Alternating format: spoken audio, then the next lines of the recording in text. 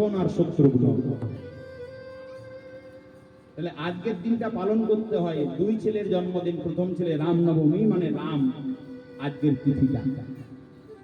আর দ্বিতীয় ছেলে ভগবান কৃষ্ণ, যার জন্মদিনকে বলা হয় জন্মাষ্টমী। পালন করেন? এগুলো পালন করবেন।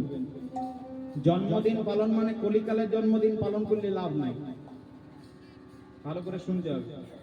কীর্তন মানে শুধু মহাভারত রামায়ণ বেদ পাঠ করে দিলাম ঘর চলে গেলাম না, বাস্তবকে শিক্ষা দিতে হবে। কলিকালের জন্মদিন মানে কেমন বলো তো বাবা? হ্যাঁ, যেদিন জন্মদিন ছেলের একটা ভালো রকম কেক আনবে, কেকের উপর একটা মোমবাতি দিয়ে, মোমবাতিতে আগুন জ্বালাবে, দিয়ে পরে মোমবাতির আলোটা, তাহলে জীবনের আলো জ্বলবে না জীবনের আলো নিভে যাবে? জয় রাধে। আমরা সনাতনী গো, আমরা হিন্দু, এটা আমরা গর্ব করে বলবো। এই যে কেকের উপর মোমবাতি দিয়ে নেভানো, এটা আমাদের সংস্কার, আমাদের কালচার নয়। এই কালচারটা বিদেশিরা শিখিয়ে গেছে। এই যে মোমবাতি নেভাচ্ছেন, মোমবাতির আলো নেভানো মানে কি জীবনের আলোটা আস্তে আস্তে নিভে যাবে। কিন্তু এখন যদি না করা হয় বলবে ও বাবা তুই সে ত্রেতা যুগে পড়ে আছিস। ছেলেটার জন্মদিন একটু কেকও কাটনি নাই। কেক কাটাল মানে কি? তার উপর আবার ছেলেটার নাম লেখা থাকে, এগুলো আমার দেখলে গা পিত্তি ঘুরে যায়। একদম সত্যি কথা বলছি। কেকের উপর নাম লেখা, কেকে মোমবাতি নেবানো, এগুলো আমাদের সংস্কার নয়। এগুলো ভালো করে শুনুন। আপনারা ভক্ত মানুষ, ভালো জায়গায় বাস করেন, আপনাদের সংস্কার আছে, সেই জন্য বলছি। তাই দুই ছেলের জন্মদিন রামনবমী আর জন্মাষ্টমী, তাতে যেন না হয় ভিড়। আর যদি তাও না পারিস, ভোগার খালে ডুবে মরিস। অনেকে চিন্তা করবে অরিজিৎ তুমি একদিন গান করতে এসে মরতে বলছো।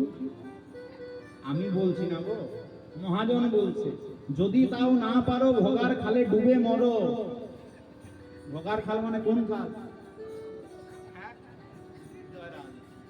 হ্যাঁ গো, গঙ্গা স্নান করেছেন কেউ?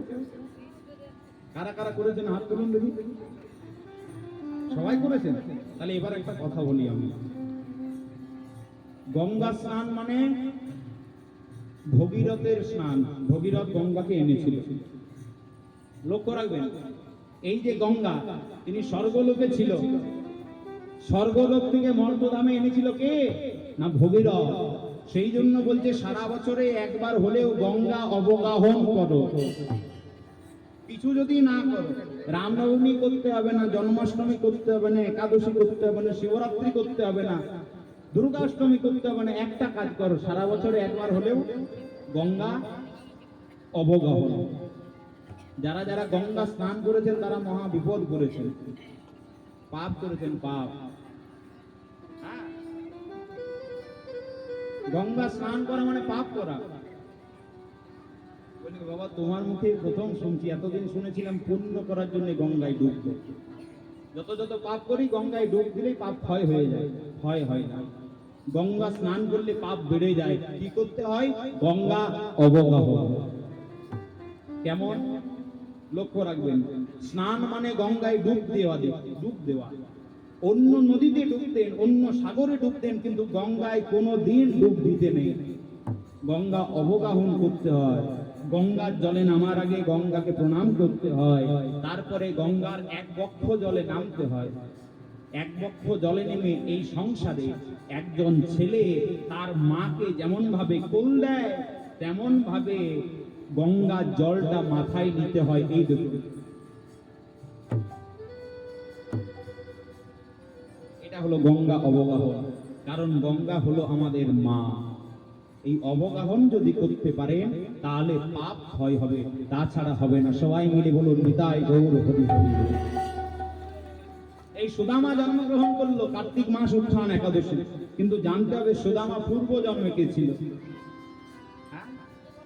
লীলার মধ্যেও থাকবো, লীলার বাইরেও এক দুটো কথা বলবো আপনাদের। সুদামা পূর্ব জন্মে কে? মহাজন কলম দিলেন, ত্রেতার ভর কাশী জন্ম নিল। ত্রেতার ভর কাশী জন্ম নিল। ত্রেতার ভর কাশী জন্ম নিল। ত্রেতার ভর কাশী জন্ম নিল। ও ওগো দাপরেতে সুদামা হলো তার ভরত আসি জন্ম নিল সুদামা হলো তার ভরত আসি জন্ম নিল। এই যে সুদামা পূর্ব জন্মে কে, এটা না জানলে কীর্তন শোনার কোনো মানে নেই। এই সুদামা পূর্ব জন্মে ছিল রামের ভাই, যার নাম ভরত। কিন্তু জানতে হবে এই ভরত সুদামা হলো কি করে। ছোট্ট করে একটু বলি, যেহেতু আজকে রামের দিন, এটা বলা আমার কর্তব্য, যেহেতু আজকে শ্রী রাম নবমী। ভরত কি করে সুদামা হলো আজকে মন দিয়ে শুনুন। ত্রেতা যুগে অযোধ্যার রাজা দশরথ, সেই রাজা দশরথের যুদ্ধ করতে করতে একদিন ডান হাতের দুটো আঙ্গুলে আঘাত পেল। আর রাজা দশরথের যখন ডান হাতের দুটো আঙ্গুলে আঘাত পেল মা, রাজা দশরথের ওই আঙ্গুলের আঘাত থেকে আস্তে আস্তে আস্তে আস্তে দুটো আঙ্গুলে হয়ে গেল কুষ্ঠ ব্যাধি। রাজা দশরথের যখন কুষ্ঠ ব্যাধি হলো, রাজামশাইকে ভালো করার জন্য অনেক অনেক কবিরাজ, অনেক অনেক ডাক্তার, অনেক বৈদ্য এলো, কিন্তু রাজা দশরথকে কেউ কুষ্ঠ ব্যাধি থেকে ভালো করতে পারলো না। রাজা দশরথকে কুষ্ঠ ব্যাধি থেকে কেউ ভালো করতে পারলো না। আর এমন সময় রাজামশাইকে একজন খোঁজ দিল, রাজা দশরথ এই দেখুন আপনার কুষ্ঠ ব্যাধি হয়েছে, কুষ্ঠ ব্যাধি থেকে মুক্তি পাওয়ার জন্য ওই বনের মধ্যে একজন অনামী কবিরাজ, অনামী কবিরাজ মানে যার নাম ডাক নেই, রাজামশাই ওই অনামী কবিরাজের কাছে যান, তার কাছে গেলেই আপনি কুষ্ঠ ব্যাধি থেকে মুক্তি পেয়ে যাবেন। রাজা দশরথ সেই অনামী কবিরাজের খোঁজ পেয়ে ছুটতে ছুটতে ছুটতে ছুটতে গভীর বনের মধ্যে গিয়ে ডাক দিল, কবিরাজ।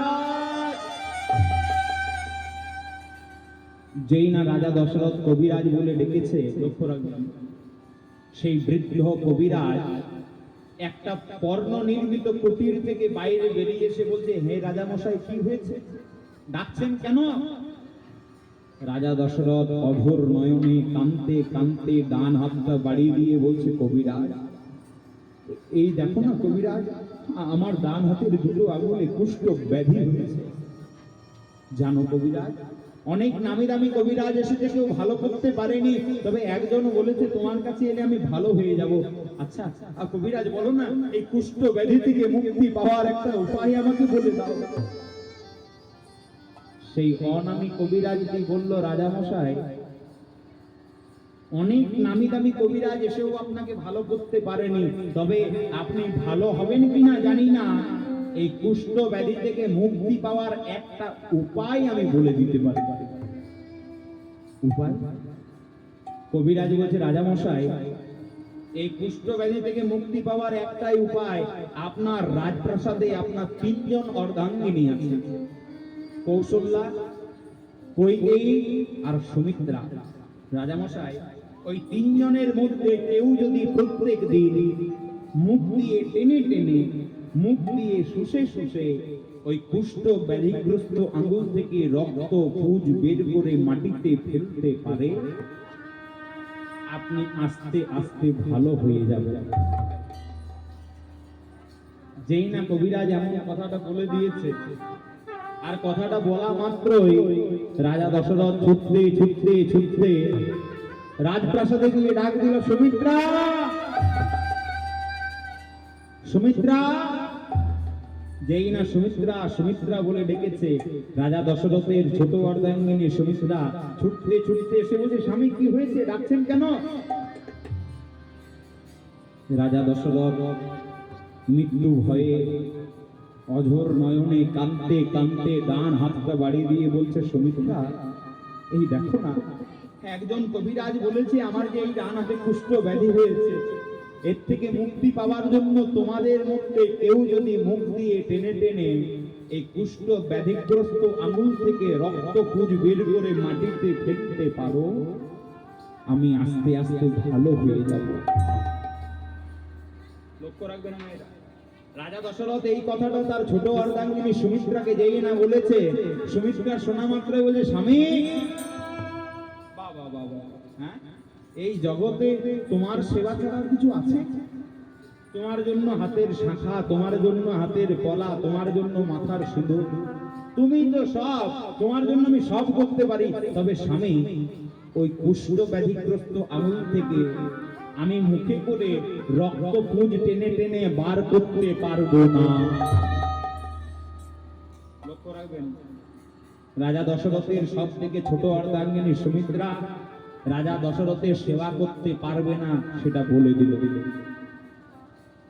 এবার রাজা দশরথ কাঁদতে কাঁদতে ছুটতে ছুটতে বড় অর্ধাঙ্গিনী কৌশল্যার কাছে গেল। বাবা, কৌশল্যার কাছে গিয়ে সেই একই কথা, কৌশল্যা, আমার যে ডান হাতের দুটো আঙ্গুলে কুষ্ঠ ব্যাধি হয়েছে, তুমি বলো না এই কুষ্ঠ ব্যাধি থেকে আমাকে মুক্তি দেবে। কৌশল্যা বলছে, স্বামী তুমি কতই না দামি। কৌশল্যার উত্তরটা দেখুন। কৌশল্যা বলছে, স্বামী তুমি কতই না দামি, তোমার জন্যই তো সব। ও স্বামী, তোমার জন্য আমি জীবনটা দিয়ে দিতে পারি, কিন্তু ওই ডান হাতের কুষ্ঠ ব্যাধিগ্রস্ত আঙুল থেকে রক্ত পুঁজ টেনে টেনে বার করতে পারবো না। রাজা দশরথ মনে মনে চিন্তা করছে আর কাঁদছে, এটাই কি সংসার? এই কি সংসার, যে সংসারে আমার অর্ধাঙ্গিনীকে ভালো রাখার জন্য, ছেলেকে ভালো রাখার জন্য আমি কত এই রাজত্বের গরিব নিরীহ লোকের কাছে জোর করে খাজনা আদায় করলাম, কিন্তু সবার শেষে আমি যখন কিছুদিন পর মারা যাব, আমার অর্ধাঙ্গিনীরা আমার সেবাই করল না। ভক্তমণ্ডলী, মায়েরা ও বাবারা, খুব সাবধান, এই সংসার বড় বিচিত্রময়। এই সংসারের মায়ার মধ্যে যদি আবদ্ধ হয়ে যান, ভগবানকে কিন্তু ভুলে যাবে। আমার কথা নয়, সবাই রামকৃষ্ণ ঠাকুরের নাম শুনেছেন? রামকৃষ্ণ পরমহংসদেব, শ্রী শ্রী রামকৃষ্ণ পরমহংসদেব বলেছে, খেপারে সংসারে থাকবি থাক, কিন্তু পেকাল মাছের মতো থাক। সংসারে থাকবি থাক, কিন্তু পেকাল মাছের মতো থাক। মানে পেকাল মাছ যেমন কাদাই থাকে, তার শরীরে কাদা লাগে না, তুমি সংসারে থাকো, কিন্তু সংসারের মায়াটা যেন তোমার শরীরে না লাগে। নিতাই গৌর হরি। কারণ এই সংসার শুধু নিতে জানে, দিতে কিছু জানে না। সেই জন্য তো মহাজন বলল, তুমি যার জন্য মদ ভেবে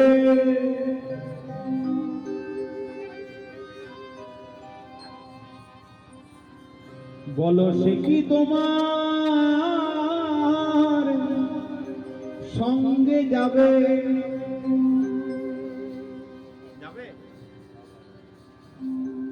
ভাবি না যে আমার ছেলেটা এখনো খাই নাই, একটু পরে খাবো, আমার মেয়েটা এখনো খাইনি, বাড়ি আসুক তারপর খাবো।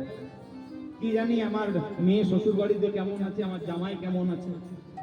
শেষের দিনে বাবা, চারজনে যখন একটা বাঁশের দোলাতে কাঁধে নেবে আর শ্মশান ঘাটের দিকে যাবে, কি বলবে বলুন তো? বলো হরি, আমার গাড়ি, আমার বাড়ি, আমার টাকা, কালো টাকা, সাদা টাকা। শেষের দিন বলো সে কি তোমার সঙ্গে যাবে? সে প্রেয়সী দেবে ছড়া। জগতে একটা নিয়ম আছে, সংসারে যদি অর্ধাঙ্গিনী বেঁচে থাকে, আর অর্ধাঙ্গিনী বেঁচে থাকাকালীন তার স্বামী যদি মারা যায়, স্বামীর মৃতদেহটা ঘর থেকে বার করা মাত্র ওই গোবর জলে ছোঁড়া দেয়। নিয়মটা আছে এদিকে, বর্ধমানে আছে নিয়মটা। হ্যাঁ, সে প্রেয়সী দেবে ছড়া, ঘরে অমঙ্গল হবে ভেবে। তাই ভেবে দেখ মন, কেউ কারো নয় মিছে ভ্রম ভ্রমণ্ডলে। তাই গৌর হরি। মনে কেউ কারো মিছে ভ্রমণে যার জন্য মন ভেবে সে কি তোমার সঙ্গে যাবে, সে প্রেরসে দেবে ছড়া অমঙ্গল হবে বলে ভেবে দেখ মনে মিছে মঙ্গলে ভেবে দেখ মনে কেউ তার ভুলো না দক্ষিণা কালী বদ্ধ হয়ে মায়ার জালে ভোলা দক্ষিণা কালী হয়ে মায়া জালে ভেবে দেখো কেউ কারো নয় মিছে মঙ্গলে ভেবে দেখ মনে কেউ কারো সবাই মিলে দুটি বাহু তুলে বলবো হরি বল নিতাই গৌর হরি বল নিতাই গৌর হরি বল হরি বল নিতাই গৌর হরি বল, হরি বল নিতাই গৌর হরি বল, নিতাই গৌর হরি